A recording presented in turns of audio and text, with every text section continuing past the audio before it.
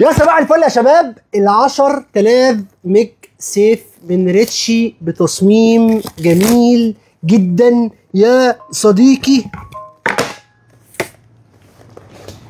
بص هات الايفون بتاعك يلا. هات اصل انت اللي اخترعته الميك سيف ده. في ايفونين ايفونين 14 و13 كلها شايله ايفون. والله اصل هم اللي اخترعوا الميك سيف ده يا جماعه. قعدت سامسونج. يلا هو بص ده ايه ده هطلع الجراب. طيب طبعا الديزاين ده احنا بنحب انا بحب الديزاين ده في الميك سيف اللي هو فيه الكسره بتاعت ال 14 برو ماكس وال 15 دي ما فيهوش تدويره. ماشي بيبقى شكله شيك كده في الايد. معاك يا باشا من هنا مخرج بي دي ده هتلاقيه جاي الكابل هنا اهوت. ماشي طبعا البطاريات اللي بتستعملها ريتشي في الباورات يا جماعه يعني في حته تانية. ماشي ايفون معفن مش عايزينه. هو ليه يا جماعه انا شايل اس 25 وحاسس ان ال 13 ده اقيم من موبايلي والله فعلا. المهم الشحن السريع اهو معاك لو انت عايز تشحن بيه دي من هنا. ولكن طبعا احنا بنتكلم في انك الميك سيف هيشحن معاك بقى. بص في السامسونج ده، بص جاي على لون السامسونج والله جاي على لون السامسونج. هيشحن معاك، خلينا نعمل كده عشان يبين الشحن. هيشحن معاك الشحن اللاسلكي اهوت 15 واط، حاجه كويسه طبعا.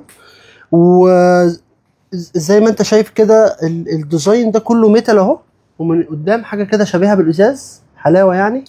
وده الديزاين يا شباب. ركز في الديزاين. 1400 جنيه 1400 جنيه او 400 جنيه و1000 كلاهما سواء. 10000 ملي امبير. مخارج الشحن بتاعتك 20 وشحن 15 واط. طبعا ريتشي بتحط شبات في الباور بانكات علشان تحافظ على الهيلث بتاع البطاريه وتطلع لك تردد امبير وواط زي ما بيقول الكتاب. طبعا احنا بنقارن بقى بحاجات عاليه يعني. انا في ظني الباورات بتاعتها احسن من انكر كمان بمراحل يعني، فاهمني. 1400 جنيه. تذكر هذا الباور عشان الكميه قليله، وكالعاده هيخلص، وكالعاده هتيجي تطلبه وهنقول لك نفذت الكميه كالعاده. فرع مدينه نصر، فرع الزيتون، قريب 14 يوم ان شاء الله فرع العبور. ده هيروح قاعد بيوضب فيه، شغال هناك في علي بيشيل طوب. هتلاقيه في فرع العبور ان شاء الله. حابب تطلبه اونلاين هتلاقيه موجود، بس الحق علشان يعني ده مش سبلايز، مش اقل من السبلايز اللي بنجيبها للعيال. الحق عشان هو حاجه كويسه جدا. والباورات بتاعت ريتشي بتخلص بسرعه يعني، ما فيهاش رفاهيه الاختيار الوقتي يعني. بتلاقيها 10 15 يوم. في باور خلص في يومين. 1400 جنيه الميك سيف ال 10000 من ريتشي. صباح فل.